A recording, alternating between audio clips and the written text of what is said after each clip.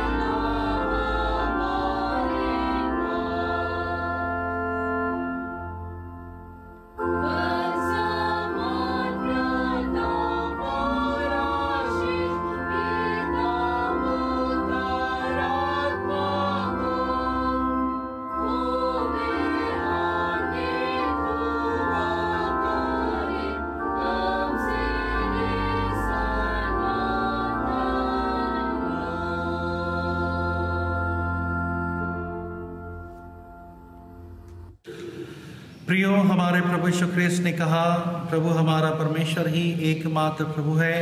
तो प्रभु अपने परमेश्वर को अपने संपूर्ण मन, संपूर्ण प्राण, संपूर्ण बुद्धि और संपूर्ण शक्ति से प्रेम कर, यह पहली आज्ञा है। दूसरी यह है, अपने पड़ोसी को अपने समान प्रेम कर। इनसे बड़ी और कोई आज्ञा नहीं।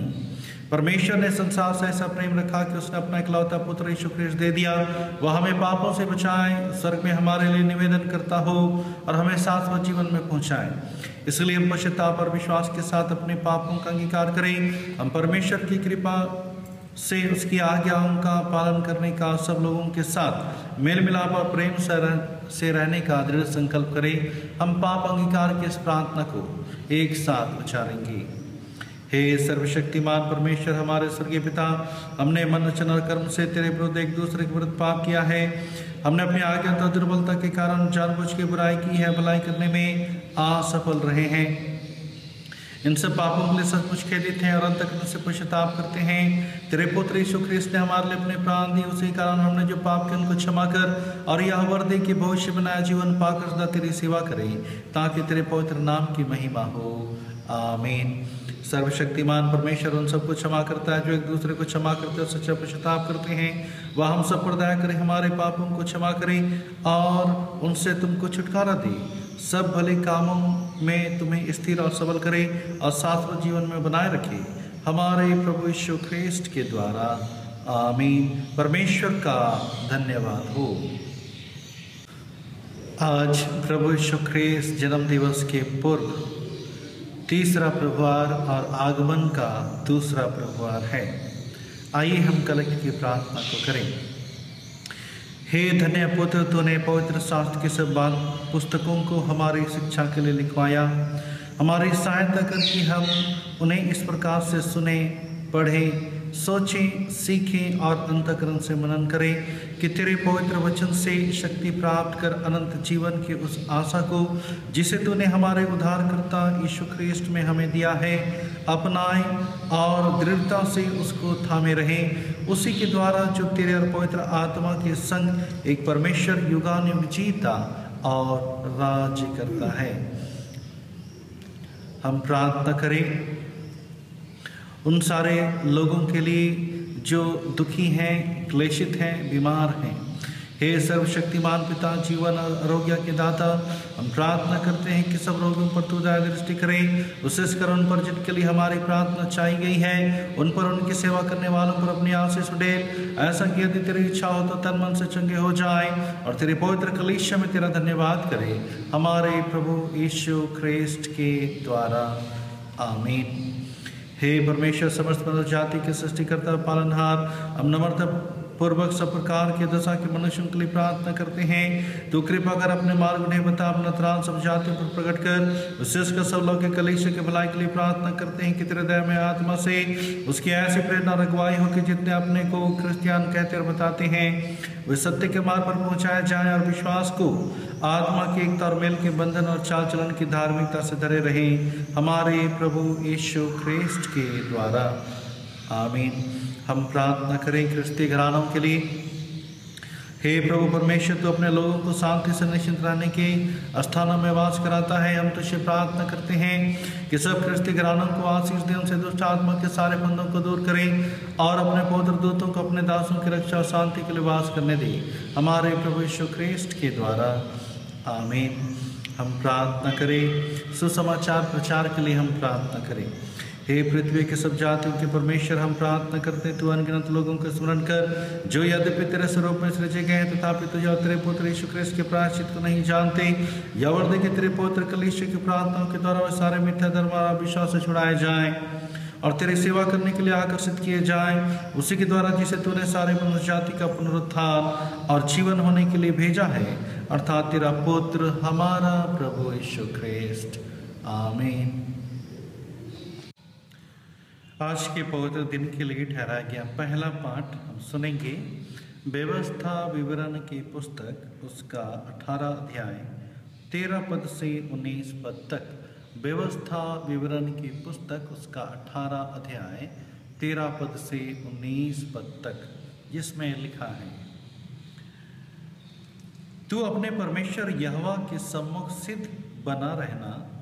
वे जातियां जिनका अधिकारी तू होने पर है शुभ अशुभ मुहूर्तों के मानने वालों और भावी कहने वालों की सुना करती है, परंतु तुझको तेरे परमेश्वर यहोवा ने ऐसा करने नहीं दिया। तेरा परमेश्वर यहोवा तेरे मध्य से अर्थात तेरे भाइयों में से मेरे समान एक नबी को उत्पन्न करेगा। तू उसी के सुनना, वह तेरी उस विनती के अनुसार होगा जो तूने होरेब पहाड़ के सब सभा के दिन अपने परमेश्वर यहोवा से की थी। मुझे ना तो अपने परमेश्वर यहोवा का शब्द फिर सुनना और ना वह बड़ी आग फिर देखनी पड़े, कहीं ऐसा ना हो कि मैं मर जाऊं। तब यहोवा ने मुझसे कहा, वे जो कुछ कहते हैं ठीक कहते हैं, क्योंकि मैं उनके लिए उनकी भाइयों के बीच में से तेरे समान एक नबी को उत्पन्न करूंगा और अपना वचन उसके मुंह में डालूंगा, और जिस बात की मैं उसे आज्ञा दूंगा वही वह उनको कह सुनाएगा। और जो मनुष्य मेरे वह वचन जो वह मेरे नाम से कहेगा ग्रहण ना करेगा, मैं उसका हिसाब उससे लूँगा। यह परमेश्वर का वचन है। परमेश्वर का धन्यवाद हो।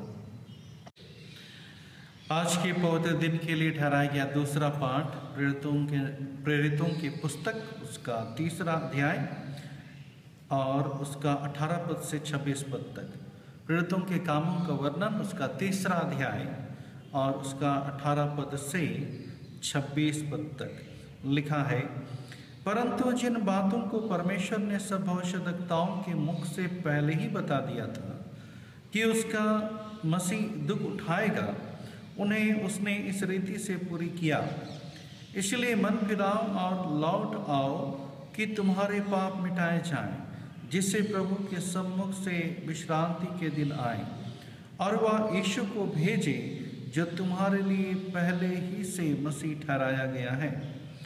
अवश्य है कि वह स्वर्ग में उस समय तक रहे जब तक कि वह सब बातों का सुधार न कर ले, जिसकी चर्चा प्राचीन काल से परमेश्वर ने अपने पवित्र भविष्यद्वक्ताओं के मुख से की है। जैसा कि मूसा ने कहा, प्रभु परमेश्वर तुम्हारे भाइयों में से तुम्हारे लिए मुझ सा एक भविष्यद्वक्ता उठाएगा, जो कुछ वह तुमसे कहे उसकी सुनना। परंतु प्रत्येक मनुष्य जो उस भविष्यद्वक्ता की ना सुने, लोगों में से नष्ट किया जाएगा। और सामुएल से लेकर उसके बाद वालों तक जितने भविष्यद्वक्ता बोले, उन सब ने इन दिनों का संदेश दिया है। तुम भविष्यद्वक्ताओं की संतान और उस वाचा के भागी हो जो परमेश्वर ने तुम्हारे बाप दादाओं से बांधी, जब उसने अब्राहम से कहा, तेरे वंश के द्वारा पृथ्वी के सारे घराने आशीष पाएंगे। परमेश्वर ने अपने सेवक को उठाकर पहले तुम्हारे पास भेजा कि तुम में से हर एक को उसकी बुराइयों से फेर कर आशीष दे। यह परमेश्वर का वचन है। परमेश्वर का धन्यवाद हो। गीत संख्या 31, हिम नंबर 31।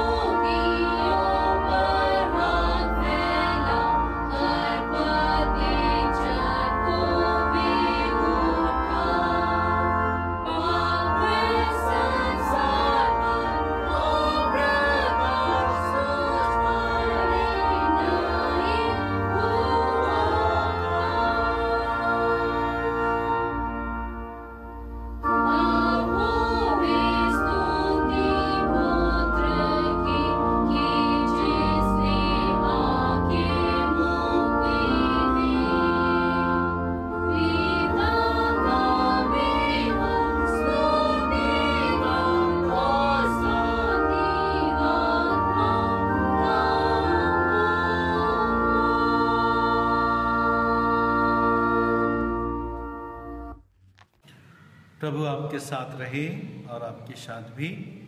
सुसमाचार, लूका रचित सुसमाचार उसके 24वां अध्याय और उसके 44 पद से सुसमाचार आरंभ होता है। हे प्रभु यीशु ख्रीस्त तेरी महिमा हो। फिर यीशु ने उनसे कहा, ये मेरी वे बातें हैं जो मैंने तुम्हारे साथ रहते हुए तुमसे कही थी कि अवश्य है कि जितने बातें मूसा की व्यवस्था और भविष्यद्वक्ताओं और भजनों की पुस्तकों में मेरे विषय में लिखी हैं सब पूरी हों। तब उसने पवित्र शास्त्र बुझने के लिए उनकी समझ को खोल दी और उनसे कहा, यूँ लिखा है कि मसीह दुख उठाएगा और तीसरे दिन मरे हुओं में से जी उठेगा और यरूशलेम से लेकर सब जातियों में मन फिराव का और पापों की क्षमा का प्रचार उसी के नाम से किया जाएगा। तुम इन सब बातों के गवाह हो और देखो, जिसकी प्रतिज्ञा मेरे पिता ने की है मैं उसको तुम पर उतारूंगा, और जब तक स्वर्ग से सामर्थ्य ना पाओ तब तक तुम इसी नगर में ठहरे रहो। या ख्रीस्त का सुसमाचार है। हे प्रभु यीशु ख्रीस्त तेरी स्तुति हो। प्रार्थना करें। हे सामर्थ्य जीवित अनुग्रहकारी पिता परमेश्वर, तेरा धन्यवाद करते हैं आज के सुंदर दिन के लिए, जीवितों के प्रदेश में रखने के लिए।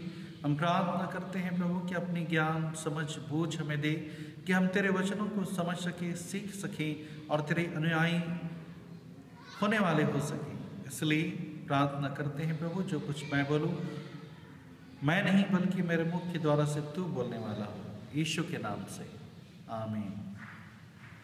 पुनः आप सबों को यीशु सहाय। परमेश्वर पिता का धन्यवाद हो कि उसने हमारे जीवन में एक दिन को जोड़ दिया ताकि हम उस अदृश्य परमेश्वर की महिमा करते हुए हम अपने ख्रीस्त को इस बाइबल के द्वारा गहराई से समझ पाए। आज हमारे लिए चिंतन और मनन का विषय है, पुराना नियम में मसीह यीशु में ही वह पूरा होता है।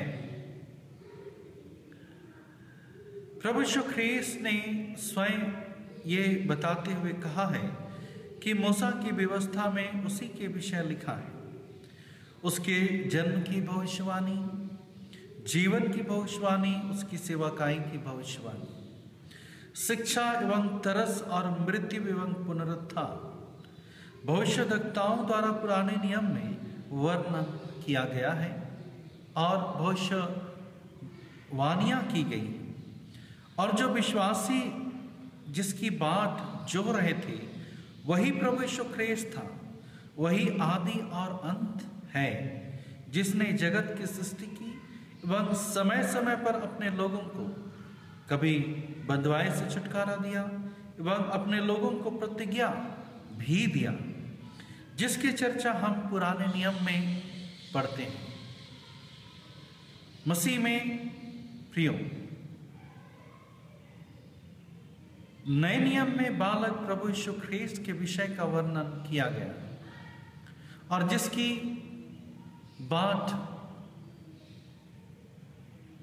जोहते हुए हम पुनर्आगमन की बाट जो रहे हैं। और इसी प्रभु यीशु ख्रीस्त की सेवकाई एवं शिक्षाएं हम मानव जातियों के लिए आत्मिक जीवन का मूल स्रोत है। परंतु आज हम अपने धर्मशास्त्र को या तो उससे अधिक ही समझ जाते हैं या तो फिर पढ़ते ही कम हैं। इसलिए हमें भरमाने वाले आते हैं और हम भ्रम में पड़ जाते हैं। आज हम वचन कम पर व्यक्ति माध्यम ज़्यादा सुनना पसंद करते हैं, जिसका परिणाम ऐसा होता है कि एक बिशप स्वामी अपने डायसिस के किसी पेरिस का भ्रमण करने के लिए निकले और जैसा कि मसीही आधार हर एक चर्च का संडे स्कूल है, उन्होंने उस बेस को, उस पेरिस के बेस को देखना चाहा और संडे स्कूल का विजिट करने के लिए निकल गए और बच्चों के पास में पहुंचकर उनसे पूछा, बताओ यरीहो की दीवार को किसने गिराया? पूरे बच्चों में एक सन्नाटा पसर गया था। तभी एक बच्चे ने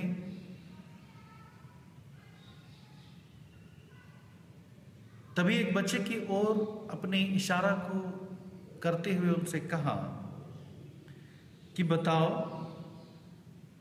कि यरीहो के उस दीवार को किसने तोड़ा।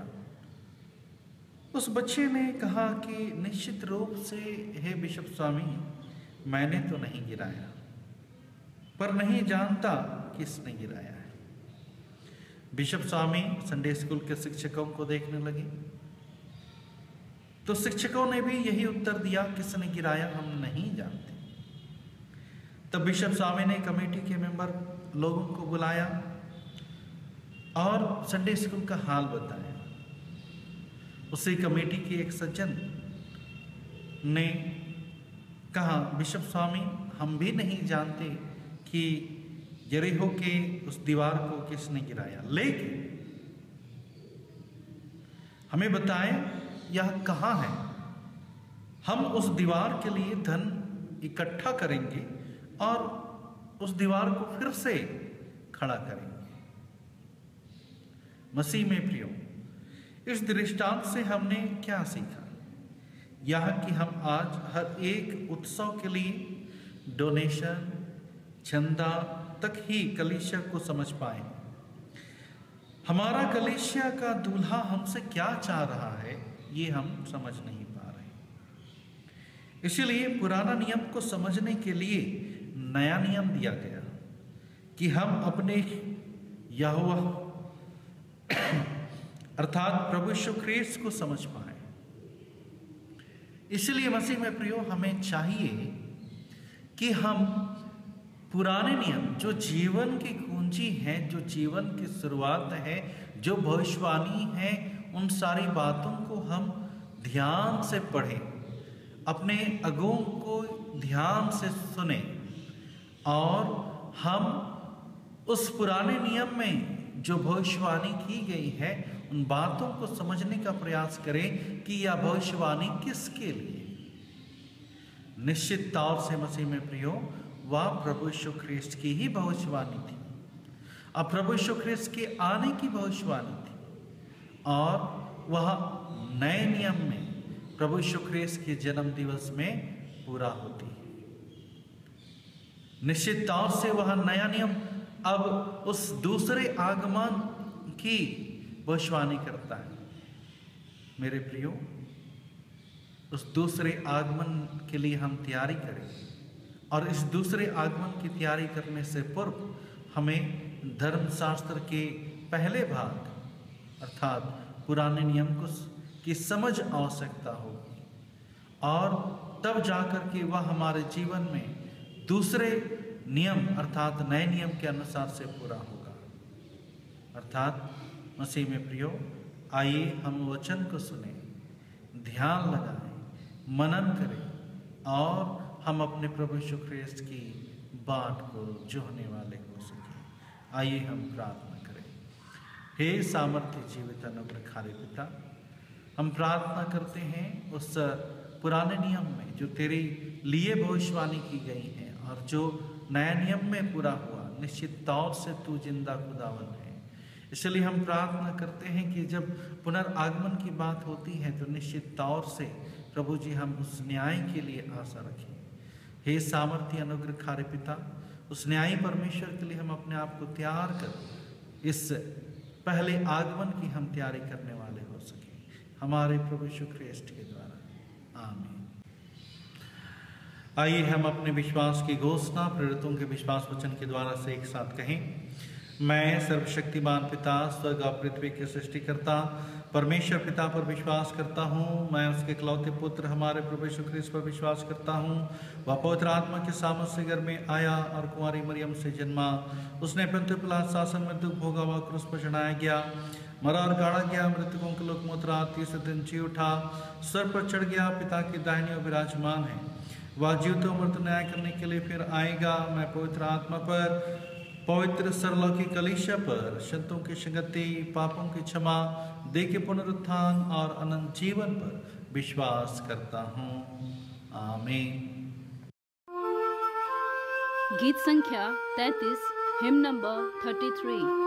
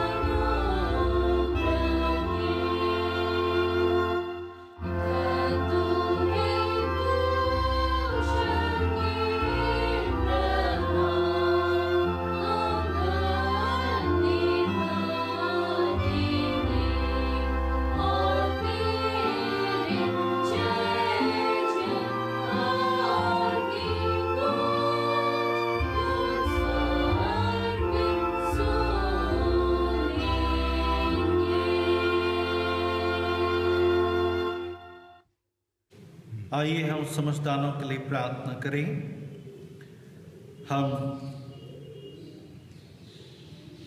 सिरनिदान, 10वें अंश और पवित्र दिन के लिए, साधारण दान के लिए प्रार्थना करें। हे प्रभु परमेश्वर, अनादिकाल से अनादिकाल तक तो धन्य है। हे प्रभु, महिमा, प्रक्रम, शोभा, सामर्थ्य, विभाव सब कुछ तेरा है, क्योंकि आकाश और पृथ्वी में जो कुछ है वह तेरा ही तो है। हे प्रभु, राज तेरा है और तू सबों के ऊपर मुख्य और महान ठहरा। धन और महिमा तेरी ओर से हमें मिली है, हम तेरे हाथ से पाकर तुझे अर्पण करते हैं कि कलीसिया सेवा में हम इसका प्रयोग करने वाले हो सकें। हमसे निदान के लिए प्रार्थना करें, 10वें अंश के लिए प्रार्थना करें। हे सर्वशक्तिमान परमेश्वर, तू ही हमारे पालन पोषण का प्रबंध करता है। तूने अपने दास एलिया को सरपत के विधवा के पास में भेजा और तेरे वचन के अनुसार जो अपने दास के द्वारा कहा था, ना तो उसके घड़े का मैदा चुका, ना तो कुप्पी का तेल घटा। प्रार्थना करते हैं कि इन बहनों के, इन परिवारों के पर अपनी कृपा दृष्टि बनाए रखें। अपनी आशीष दें कि वे तेरी सहायता से जीवन भर कुशल से रहें और धन्य रूपी चढ़ावा भी दया से ग्रहण करें। हम प्रार्थना करते हैं कि इनके चढ़ावे में से निदान 10वें अंश की उस दान को पिता परमेश्वर ग्रहण करें और बहुतायत से ये आशीष को प्राप्त करने वाले हो सकें, हमारे प्रभु यीशु ख्रीष्ट के द्वारा। आमीन। कुशल से जाएं, प्रभु आपके साथ रहे। आमीन। आइए हम परमेश्वर पिता को धन्यवाद के लिए सम्मुख में आए और परमेश्वर पिता को हम धन्यवाद दें कि इस सप्ताह जो विवाह की वर्षगांठ को मनाते हैं, जन्मदिन के अवसर को मनाते हैं और किसी भी बातों के लिए परमेश्वर पिता को धन्यवाद देना चाहते हैं, हम प्रार्थना करें।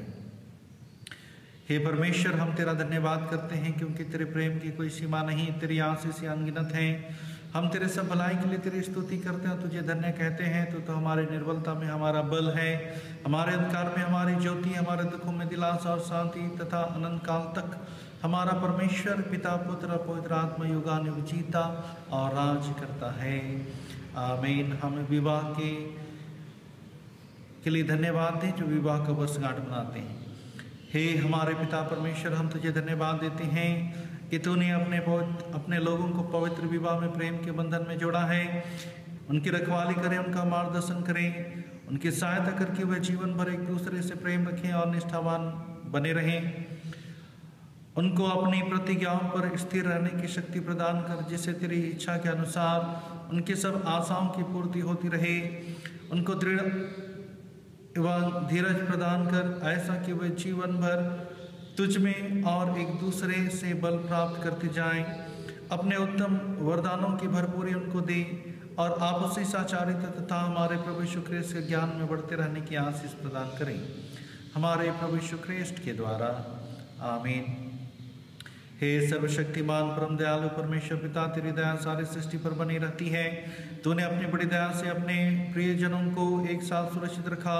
गत वस्तु ने अद्भुत रीति से इनकी रक्षा रखवाली की है। अपनी उपस्थिति से तूने इनके जीवन को सुशोभित किया। इन सब बातों के कारण हम तेरी स्तुति करते हैं और तुझसे प्रार्थना करते हैं कि तू कृपा करके सब पापों को क्षमा करे। इनकी ऐसी सहायता करें कि वे तेरी कृपा को कभी ना भूलने पाएं और इस नए साल में तेरी बड़ी दया से जबकि प्रवेश कर रहे हैं, तेरे बड़े प्रेम को पहचान कर तुझ पर भरोसा रखते हुए तेरे निकटताई में आए। हम प्रार्थना करते हैं कि तू अपने अत्यंत अनुग्रह से उनकी अगुवाई करें, हमारे प्रभु यीशु ख्रीष्ट के द्वारा। आमीन। हे सामर्थ्य जीवित अनुग्रहकारी पिता, तेरा धन्यवाद करते हैं। तूने हमें अपने भविष्यद्वक्ताओं, अपने नबियों, अपने याजकों के द्वारा से तूने हमें सिखाया कि हम तेरे वचन को पढ़ें, सुने, ध्यान करें, मनन करें और तुझ परमेश्वर को हम गहराईता से जानें। इस वचन के दरमियान में और इस आराधना के क्रम में तू हमारे साथ में रहे। हमें ऐसा मन दे कि हम बहुतायत से इस वचन को पढ़ने वाले हो सके, समझने वाले हो सके और जीवित अनुग्रहकारी पिता, हम अपने जीवन में भी ऐसा करने वाले हो सके। हे अनुग्रहकारी पिता, अब हम इस आराधना को तेरे नाम से समाप्त करते हुए यह प्रार्थना तेरे बेटे उद्धारकर्ता यीशु ख्रिस्त के नाम से मांगते हैं, सुन और दया से ग्रहण करें। आमीन। आइए हम प्रभु की प्रार्थना को एक साथ उच्चारेंगे। हे हमारे पिता, तू जो स्वर्ग में है, तेरा नाम पवित्र माना जाए, तेरा राज आए, तेरी इच्छा जैसे स्वर्ग में पूरी होती है वैसे पृथ्वी पर भी हो। हमारे दिन भर की रोटी आज हमें दे, हमारे अपराधों को क्षमा कर जैसे हमने अपराधियों को क्षमा किया है, हमें परीक्षा में न डाल परंतु बुराई से बचा, क्योंकि राज, प्रक्रम और महिमा अब और सर्वदा तेरी ही है। आमीन। परमेश्वर की शांति जो सारी समझ से परे है, परमेश्वर के उसके पुत्र हमारे प्रभु यीशु ख्रिस्त के ज्ञान और प्रेम में आपके हृदय विचारों को सुरक्षित रखे और सर्वशक्तिमान परमेश्वर पिता, पुत्र और पवित्र आत्मा की आशीष आप सबों के साथ सदा सर्वदा रहे। आमीन। आमीन।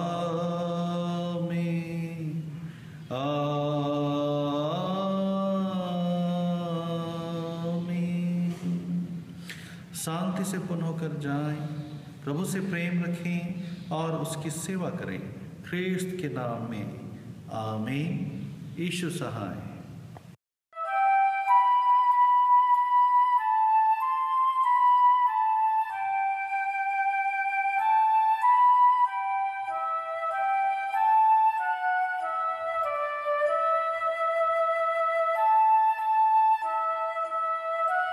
गीत संख्या 34, हिम नंबर 34।